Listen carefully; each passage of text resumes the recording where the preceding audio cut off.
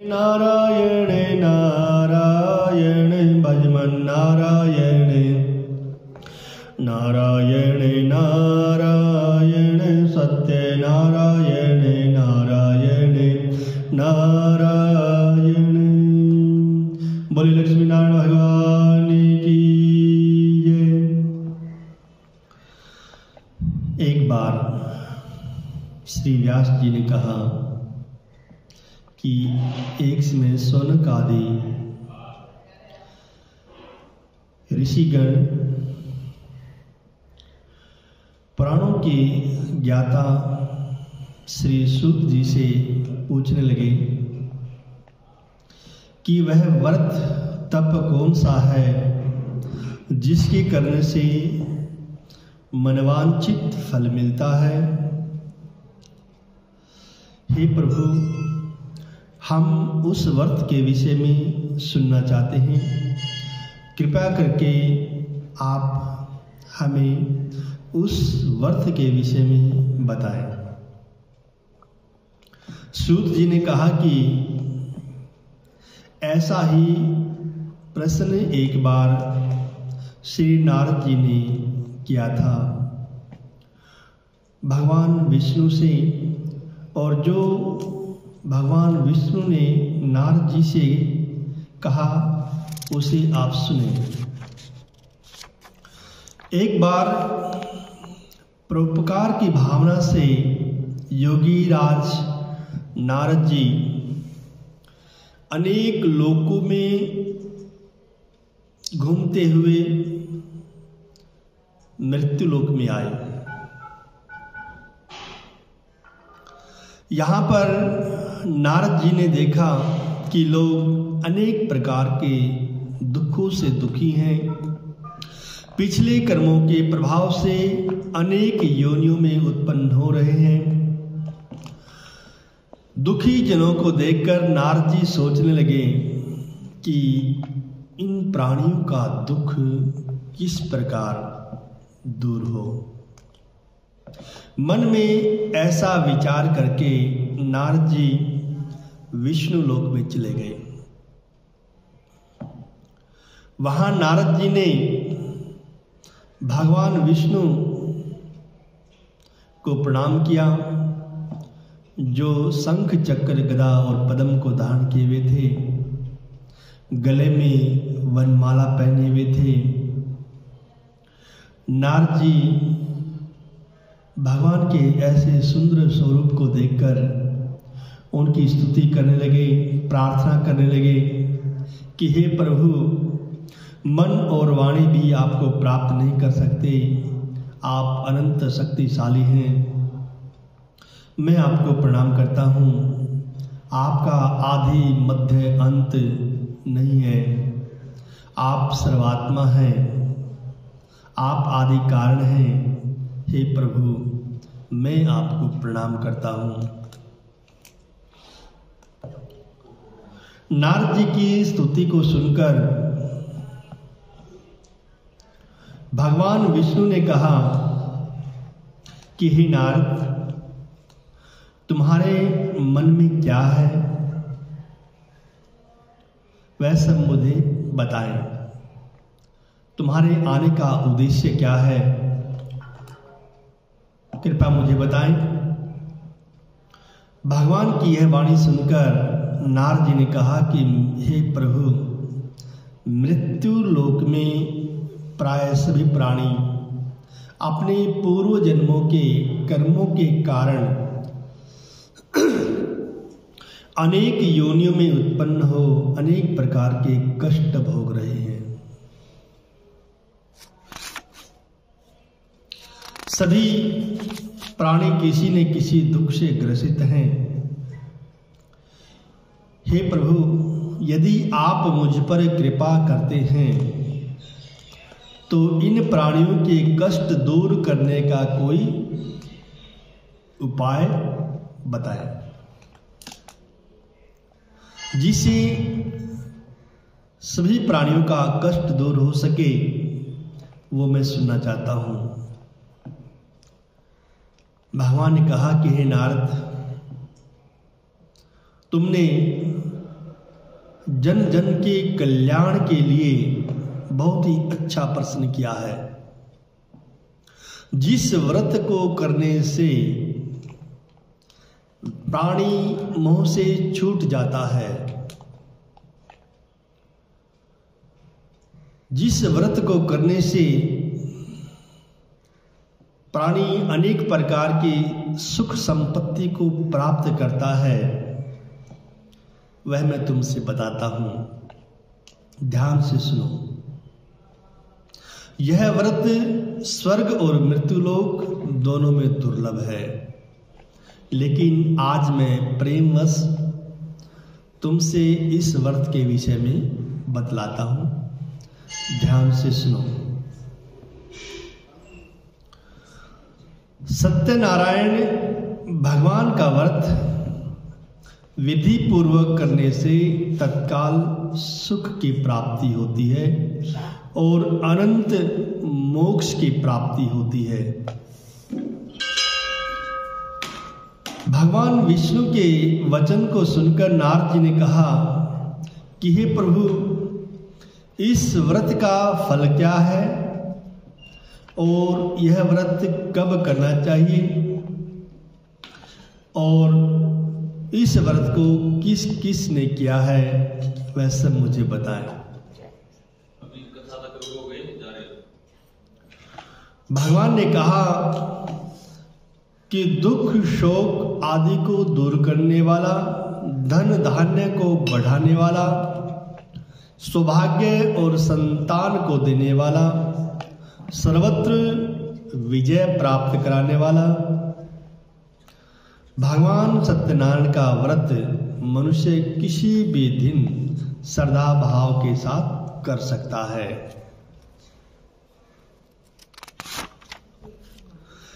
सायकाल के समय धर्म प्रायण होकर ब्राह्मण के सहयोग से अपने भाई बंधुओं को साथ लेकर भगवान सत्यनारायण का पूजन करें।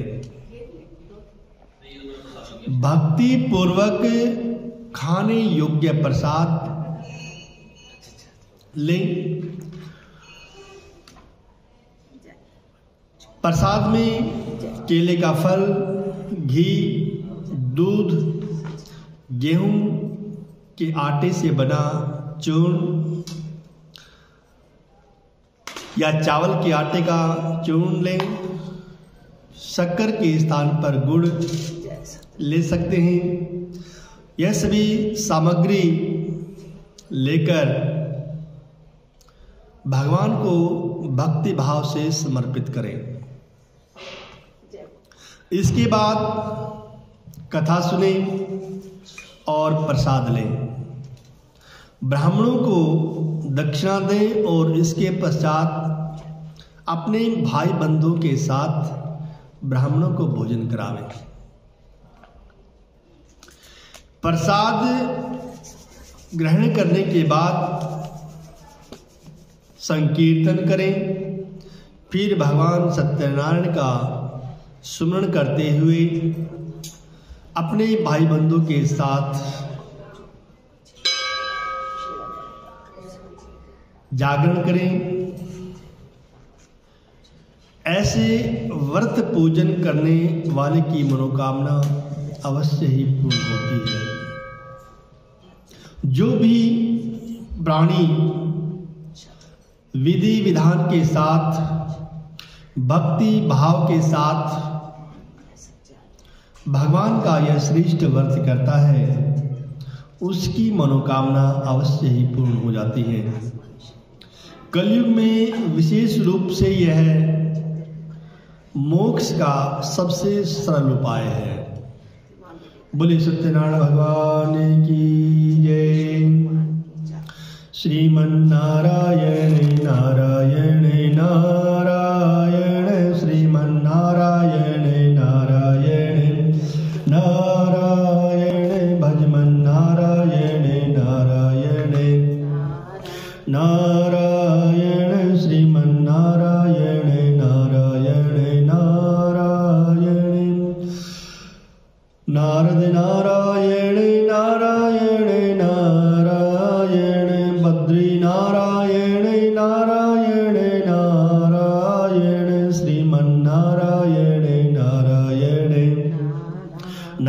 नारायण भज मन नारायण नारायण नारायण।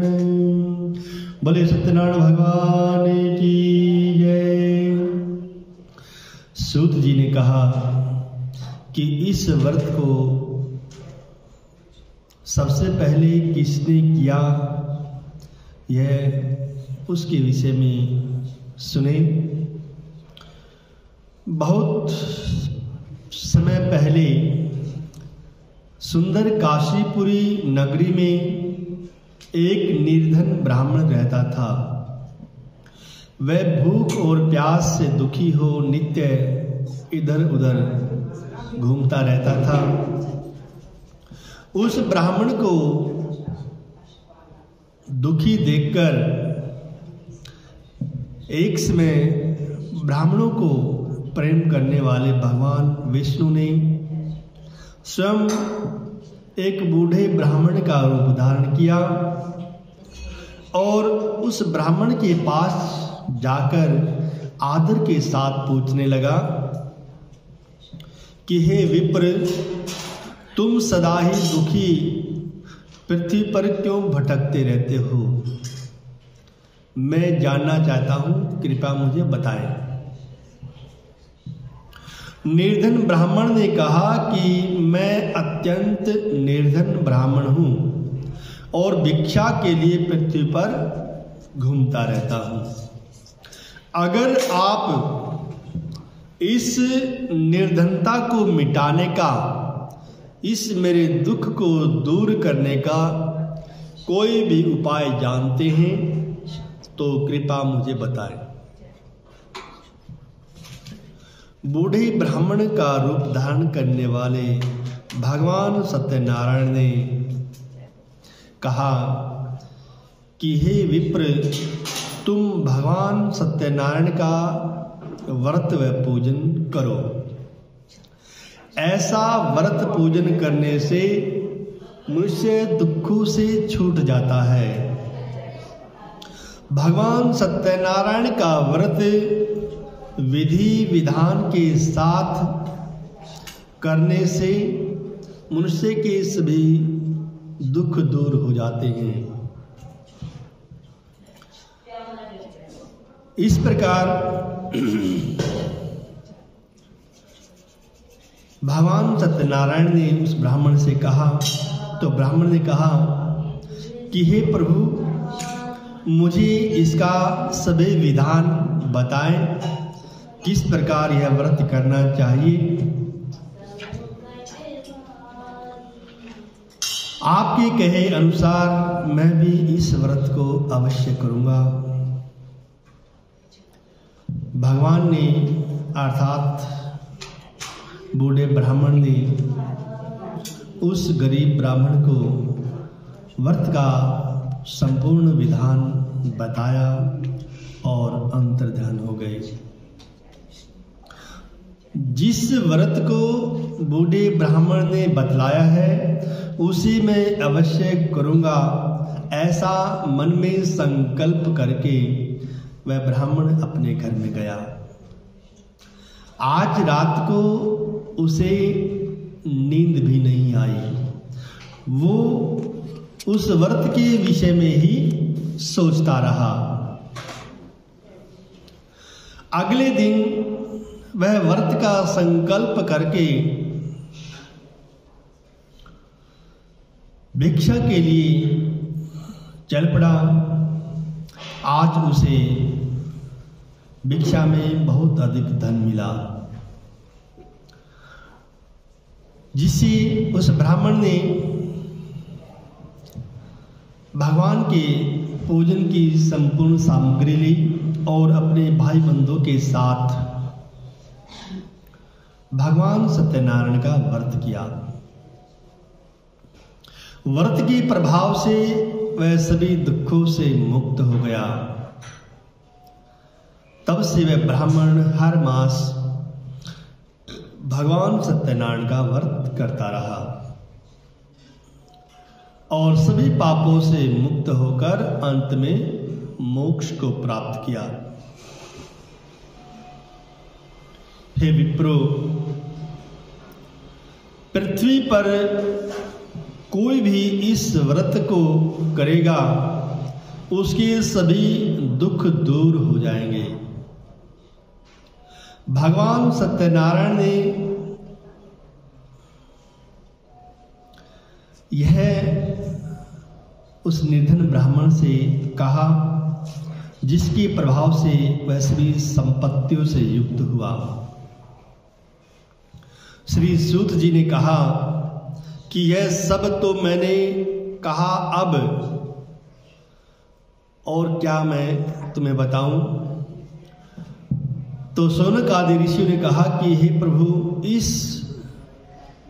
व्रत को किस किस ने किया, यह सब जानने की हमारी इच्छा है। सूत जी ने कहा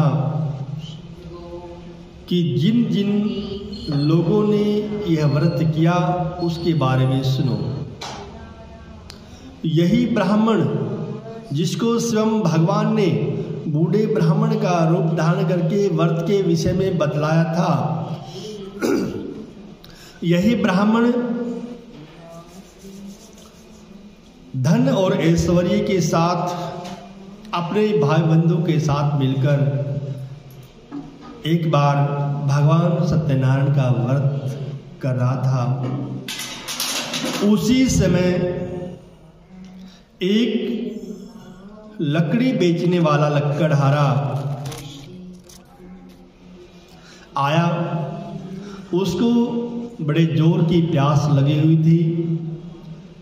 लकड़ियों को बाहर रखकर वह लकड़हारा ब्राह्मण के घर में गया और उसने देखा कि ब्राह्मण के घर में व्रत व पूजन हो रहा है।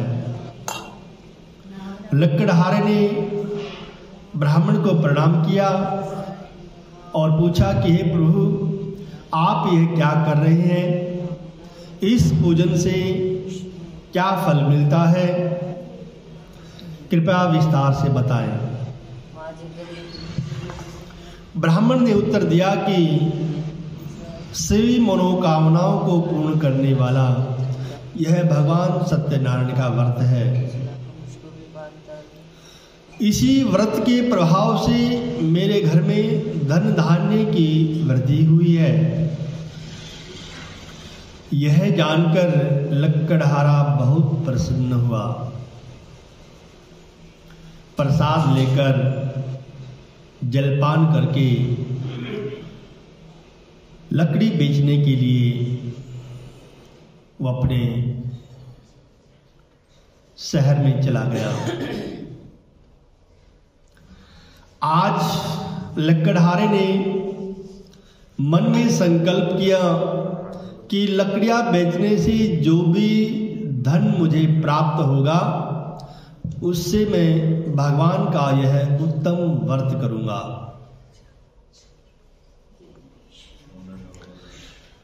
ऐसा मन में विचार करके वह ऐसे नगर में गया जहां पर बहुत धनवान लोग रहते थे।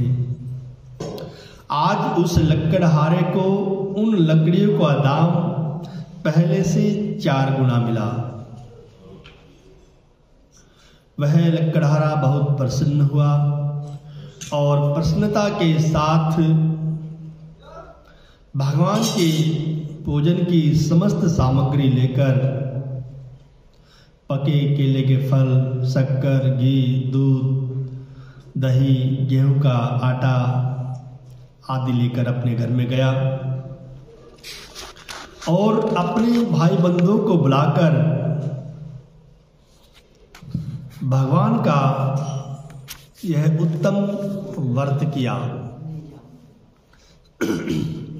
विधि विधान से लकड़हारे ने भगवान सत्यनारायण का व्रत किया और व्रत के प्रभाव से वह पुत्रवान, धनवान और सुखी हुआ और इस लोक में सुख भोगकर अंत में मोक्ष को प्राप्त किया। बोले सत्यनारायण भगवान की जय। श्रीमन्नारायण नारायण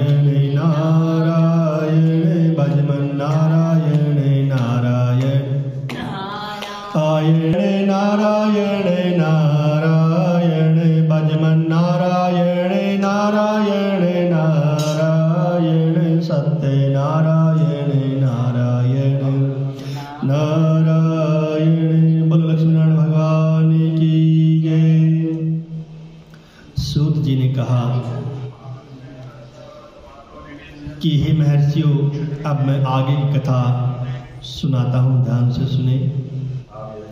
पूर्व काल में उल्का मुख नाम का एक बुद्धिमान राजा था। वह जितेंद्रिय और सत्यवादी था। अपने औरस पुत्र के समान प्रजा का पालन करता था। नित्य दिवालियों में जाकर दान देकर गरीबों के दुख दूर करता था। उसकी कमल के समान मुख वाली सती साध्वी स्त्री थी। राजा उल्का मुख ने भद्रशिला नदी के तट पर अपनी धर्मपत्नी के साथ पुत्र की प्राप्ति के लिए भगवान सत्यनारायण का व्रत किया। जब राजा व्रत व पूजन कर रहा था, उसी समय एक साधु नाम का वैश्य आया, जिसके पास व्यापार के लिए बहुत अधिक धन था। राजा को व्रत करते देखकर साधु वैश्य ने राजा के पास जाकर विनम्रता के साथ राजा को प्रणाम किया और पूछा कि हे प्रभु, हे महाराज, आप ये क्या कर रहे हैं? तो राजा ने कहा कि मैं अपने भाई बंधुओं के साथ पुत्र की प्राप्ति के लिए भगवान सत्यनारायण का व्रत व पूजन कर रहा हूं। राजा के वचन सुनकर साधु ने विनम्रता के साथ कहा कि हे प्रभु, इस व्रत के संबंध में सारा विधान कृपया मुझे बताएं। मेरे घर में भी कोई संतान नहीं है। मैं भी यह उत्तम व्रत करूंगा और इससे निश्चय ही मुझे भी संतान की प्राप्ति होगी। इसके बाद वह राजा से व्रत के विषय में सारा विधान सुनकर अपने घर में गया और घर में जाकर अपनी धर्मपत्नी से कहा कि मैं ऐसे उत्तम व्रत के विषय में जानकर आया हूं जिससे संतान की प्राप्ति होती है। भगवान सत्यनारायण का व्रत मनवांछित फल देने वाला है। ऐसे वचन उसने अपनी धर्मपत्नी लीलावती से कहा। भगवान सत्यनारायण के प्रसाद से और उसके व्रत व पूजन से हमारे घर में भी संतान की प्राप्ति होगी, लेकिन मैं यह व्रत संतान की प्राप्ति के बाद करूंगा। ऐसा वचन उसने अपनी पत्नी से कहा। तो एक दिन भगवान की कृपा से सांसारिक धर्म में प्रवृत्त हो उसकी पत्नी गर्भवती हुई और 10वें महीने में उसने एक सुंदर कन्या को जन्म दिया। वह कन्या दिनों दिन इस प्रकार बढ़ने लगी जैसे चंद्रमा की कलाएं बढ़ती हैं, इसलिए उसका नाम कलावती रखा गया। तब लीलावती ने अपने पति से मधुर वचनों में कहा कि आपने संकल्प किया था कि मैं भगवान सत्यनारायण का व्रत करूंगा संतान की प्राप्ति के बाद, तो अब अपना वचन पूर्ण कीजिए। तो साधु ने कहा कि हे प्रिय, मैं इसके विवाह पर यह व्रत करूंगा। ऐसा आश्वासन देकर साधु व्यापार करने के लिए चला गया।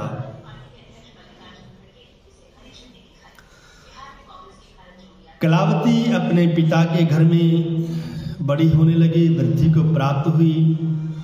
एक दिन साधु वैश्य व्यापार से निवृत्त हो अपने घर में आ रहा था, तो उसने देखा कि उसकी पुत्री अपनी सहेलियों के साथ खेल रही है।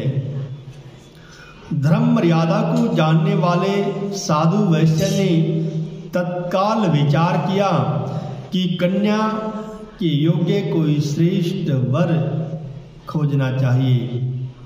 ऐसा विचार करके उसने अपने दूत को बुलाकर आज्ञा दी कि मेरी पुत्री के वास्ते कोई सुयोग्य वर देख कर लाओ। दूत साधु की आज्ञा पाकर कंचन नगर में गया। वहां पर बड़ी खोजभाल देखकर एक सुंदर वैश्य पुत्र को ले आया, जिसको देखकर साधु ने बड़ी खुशी के साथ अपनी पुत्री का विवाह उसके साथ कर दिया। लेकिन दुर्भाग्यवश उस समय भी वह भगवान का व्रत करना भूल गया। परिणाम स्वरूप भगवान सत्यनारायण क्रोधित हो गए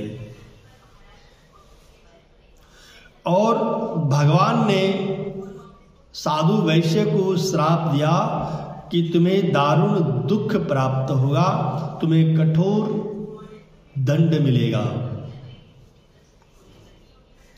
कुछ समय बीतने पर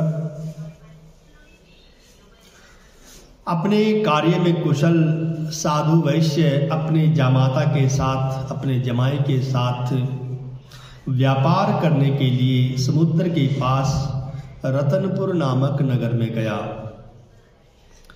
वहां जाकर साधु वैश्य अपने जमाई के साथ व्यापार करने लगा। एक दिन भगवान की माया से प्रेरित हो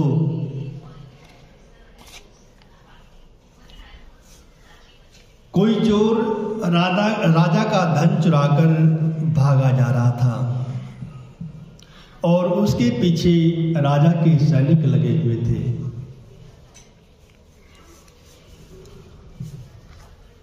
राजा के सैनिकों को आता देखकर चोर ने घबराकर राजा के उस धन को वहां पर रख दिया जहां पर वो साधु वैश्य ठहरा हुआ था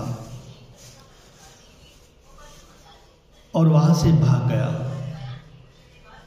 जब राजा के सैनिक आए और राजा के धन को वहां पर रखा हुआ देखा तो उन दोनों को पकड़कर राजा के पास ले गए और कहा कि हे राजन, ये दो चोर हम पकड़ कर लाए हैं, आप आज्ञा दें। राजा ने उनकी बात सुने बगैर ही आज्ञा दी कि इनको कठोर कारावास में डाल दिया जाए। भगवान सत्यनारायण की माया से वैश्य को कठोर कारावास में डाल दिया गया और जितना धन उनके पास था वो सब धन छीन लिया गया। भगवान की श्राप के कारण साधु वैश्य की पत्नी भी बहुत दुखी हुई। उनके घर में जो भी धन था उसे चोर चुरा कर ले गए। एक दिन अन्न की चिंता में कलावती एक ब्राह्मण के घर में गई और उसने देखा कि वहाँ भगवान का पूजन हो रहा है, भगवान सत्यनारायण की पूजा हो रही है। तो कलावती ने भगवान के पूजन की, भगवान के व्रत की कथा सुनी और प्रसाद लेकर देर से घर में आई। काफी देर होने के कारण माता के मन में भी शंका हुई। उसने अपनी पुत्री से पूछा कि हे पुत्री, अब तक तुम कहाँ थी और तुम्हारे मन में क्या है? तो कलावती ने कहा कि हे माते, मैंने ब्राह्मण के घर में सभी मनोकामनाओं को पूर्ण करने वाला भगवान सत्यनारायण का व्रत होते देखा है। वहीं पर मैंने कथा सुनी, प्रसाद खाया, उसके बाद में घर में आई। इसी कारण से मुझे इतनी देर हुई। ऐसा सुनते ही लीलावती ने तत्काल भगवान के पूजन की तैयारी आरंभ की। भगवान सत्यनारायण का पूजन किया और भगवान से वर मांगा कि हे प्रभु, हमारे सभी अपराध क्षमा करें और मेरे पति और दामाद शीघ्र घर लौटाएं। लीलावती की ऐसी करुण पुकार को सुनकर भगवान सत्यनारायण प्रसन्न हुए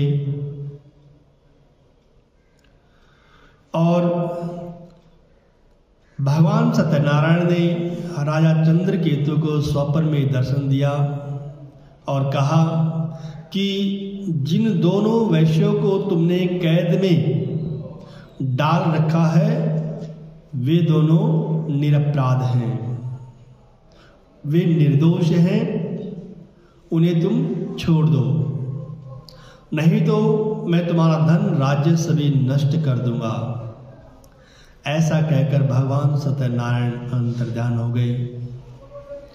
जब राजा की आंख खुली तो उसने स्वप्न के विषय में विचार किया और सभा में आकर अपना स्वप्न सुनाया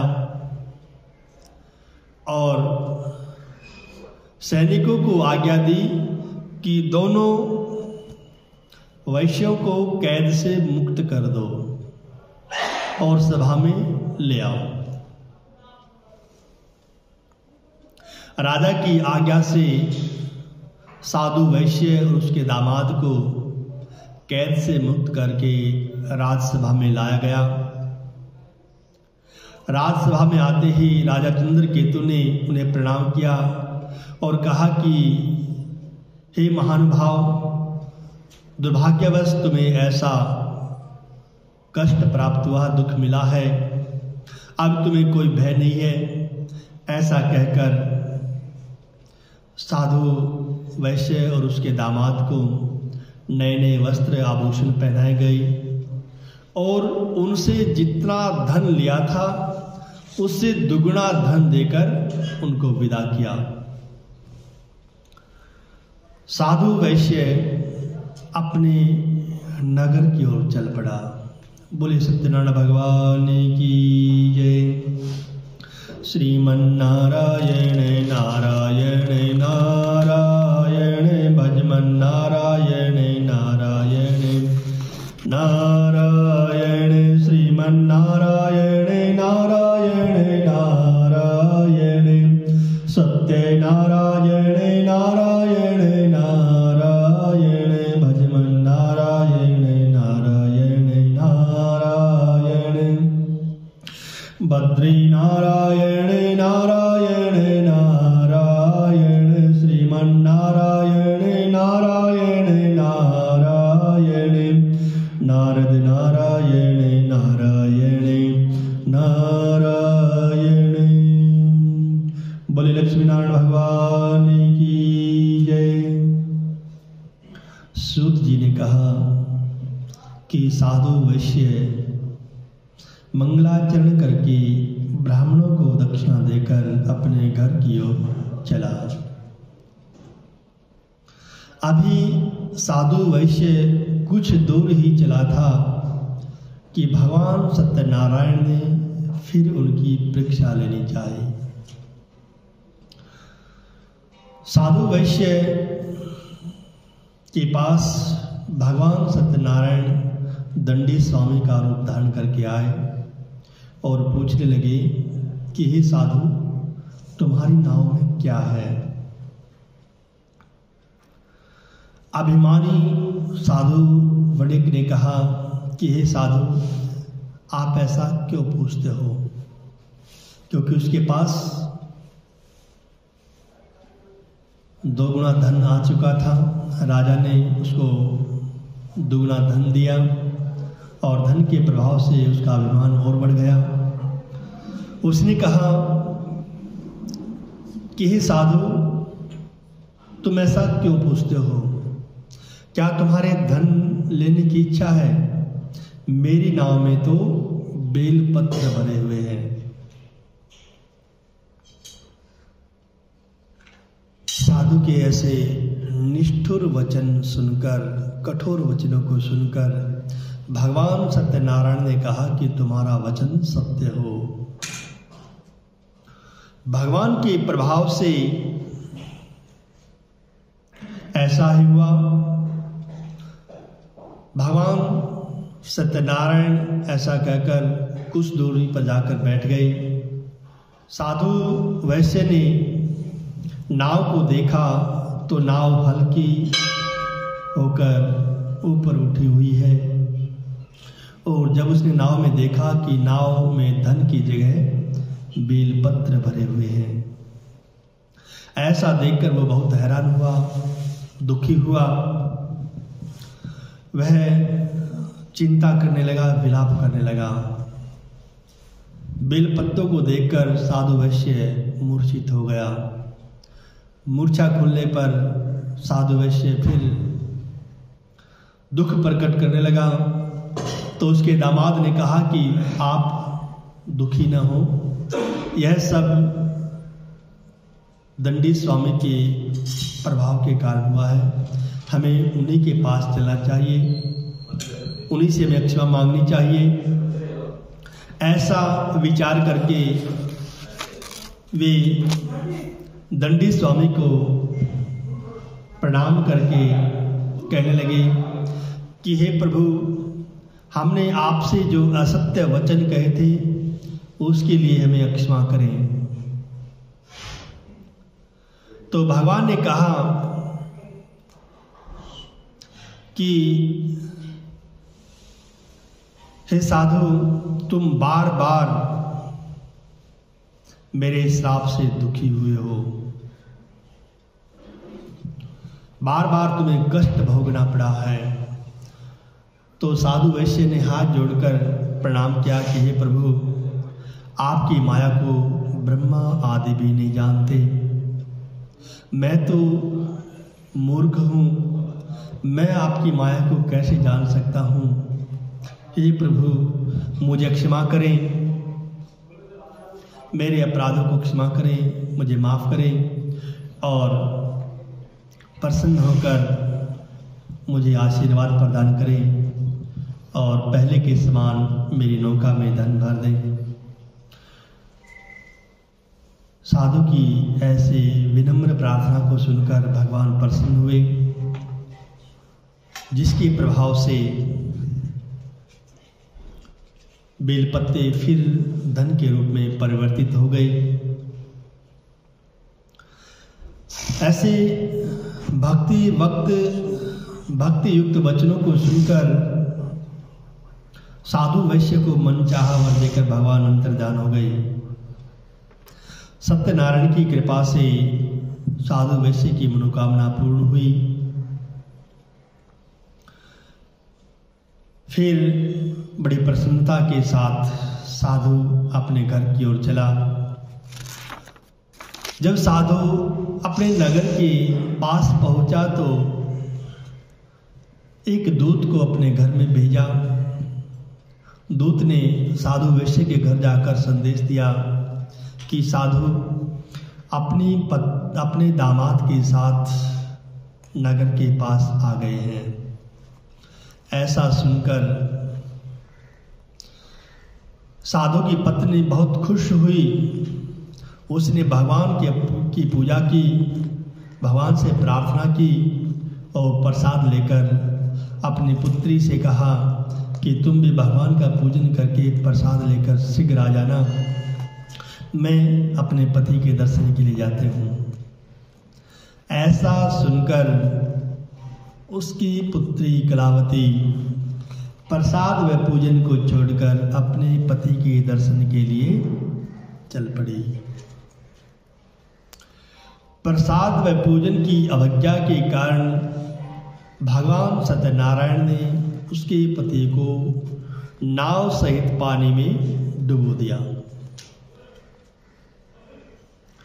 जब कलावती ने अपने पति को नहीं देखा तो विलाप करने लगी, रोने लगी। साधु वैश्य ने देखा कि मेरी पुत्री रो रही है और पति भी गायब हैं। दामाद को डूबा हुआ, नौका को डूबा हुआ देखकर और पुत्री को रोता हुआ देखकर साधु वैश्य ने भगवान से प्रार्थना की कि हे प्रभु, मुझसे या मेरे परिवार से कोई भूल हुई है तो उसे क्षमा करें। साधु की प्रार्थना को सुनकर आकाशवाणी हुई कि तुम्हारी पुत्री मेरे प्रसाद को छोड़कर आई है, इसलिए उसका पति अदृश्य हुआ है। यदि वह घर जाकर मेरा पूजन करके प्रसाद खाकर वापस लौटे तो उसको पति अवश्य मिलेगा। ऐसी आकाशवाणी सुनकर कलावती अपने घर गई, भगवान का पूजन किया और प्रसाद खाकर फिर वापस आई तो उसके पति के दर्शन हुए। इस प्रकार साधु वैश्य ने उस दिन के बाद अपने सभी भाई बंधुओं को बुलाकर भगवान सत्यनारायण का यह उत्तम व्रत किया। उस व्रत के प्रभाव से साधु वैश्य धन धान्य से पूर्ण हुआ और अनेक प्रकार के सुख भोग कर अंत में मोक्ष को प्राप्त किया। बोले सत्यनारायण भगवान की जय। श्रीमन्नारायण नारायण नारायण भजमन नारायण नारायण नारायण लक्ष्मी नारायण नारायण नारायण सत्य नारायण नारायण नारायण भजमन नारायण नारायण नारायण लक्ष्मी नारायण नारायण नारायण। बोले लक्ष्मी नारायण भगवान की जय। सूत जी ने कहा कि हे महर्षियों, आगे की कथा कहता हूँ, ध्यान से सुनो। तुंग ध्वज नाम का एक बुद्धिमान राजा था। अपनी प्रजा के पालन में तत्पर रहता था। भगवान सत्यनारायण का प्रसाद न लेने से उसे भी दुख प्राप्त हुआ। एक दिन राजा ने वन में जाकर बहुत प्रकार के पशुओं का वध किया। शिकार से थक कर राजा विश्राम करने के लिए एक वट वृक्ष के पास आए और वहां पर राजा ने देखा कि कुछ ग्वाल बाल भगवान का पूजन कर रहे हैं, लेकिन राजा गर्व के कारण राजा होने का गर्व अभिमान था, जिससे वह उन ग्वालों के पास नहीं गया और न ही भगवान का पूजन किया। जब ग्वाल बालों ने भगवान का प्रसाद राजा के पास रखा तो राजा प्रसाद को छोड़कर अपने नगर की ओर चल पड़ा। प्रसाद की अवज्ञा के कारण भगवान ने उसके नगर को नष्ट भ्रष्ट कर दिया। जब उसने अपने नगर में आकर देखा कि उसका नगर वीरान हो चुका है तो उसने निश्चय किया कि यह सब भगवान की कृपा से हुआ है। वह वापस वन में गया, ग्वाल बालों के साथ भगवान का पूजन किया और प्रसाद खाकर वापस आया तो पहले के समान सब कुछ ठीक हो गया। इस जीवन में सुख भोगकर अंत में सत्यलोक में चले गए। इस परम दुर्लभ सत्यनारायण भगवान के व्रत को जो धारण करता है और फलदायी कथा, इसके व्रत के प्रभाव से जो फल मिलता है उस फल को देने वाली कथा में तुमसे कहता हूं, ध्यान से सुनो। भगवान सत्यनारायण की कृपा से धन धान्य आदि प्राप्त होते हैं। दरिद्र व्यक्ति धन पाता है, बंदी बंधन से मुक्त हो जाता है, भयग्रस्त का भय मिट जाता है। यह निसंदेही भगवान सत्यनारायण के व्रत का प्रभाव है। व्यक्ति को मनवांछित फल की प्राप्ति होती है। हे विप्रो, मैंने यह सत्यनारायण का व्रत कहा है, इसके कारण मनुष्य सभी प्रकार के दुखों से छूट जाता है। कलयुग में भगवान सत्यनारायण की पूजा विशेष रूप से फलदायी है। सत्यनारायण को कोई काल, कोई ईश्वर, कोई सत्यदेव कहेंगे, कोई सत्यदेव तो कोई भगवान सत्यनारायण कहते हैं। अनेक रूप धरकर मन चाहा फल देने वाले भगवान सत्यनारायण सभी की मनोकामना पूर्ण करते हैं। और जिन्होंने इस व्रत को किया उनके दूसरे जन्म के विषय में सुनाता हूं, ध्यान से सुनो। महान बुद्धिमान सतानंद ब्राह्मण ने अगले जन्म में सुदामा का जन्म पाया और भगवान श्री कृष्ण की आराधना करके मोक्ष को प्राप्त किया। लकड़ी बेचने वाला लकड़हारा भील व घू राज बना और भगवान श्री राम की सेवा करके मोक्ष को प्राप्त किया। उल्का मुख नाम का राजा अगले जन्म में राजा दशरथ हुए और भगवान की पूजा करके मोक्ष को प्राप्त किया। साधु वैश्य सत्य व्रतधारी मोर ध्वज राजा बना और उसने अपने पुत्र को आरे से चीरकर मोक्ष को प्राप्त किया। राजा तुंगध्वज स्वयंभू मनु हुए और सभी को वैष्णव पथ पर लगाकर भगवान की सेवा करके वैकुंठ लोक में चले गए। बोले सत्यनारायण भगवान की जय। श्रीमन्नारायण नारायण नारायण भजमन नारायण नारायण नारायण लक्ष्मी नारायण नारायण नारायण सत्य नारायण नारायण नारायण भजमन नारायण नारायण नारायण। ओम जय लक्ष्मी रमण स्वामी जय लक्ष्मी रमण सत्यनारायण स्वामी, सत्यनारायण स्वामी।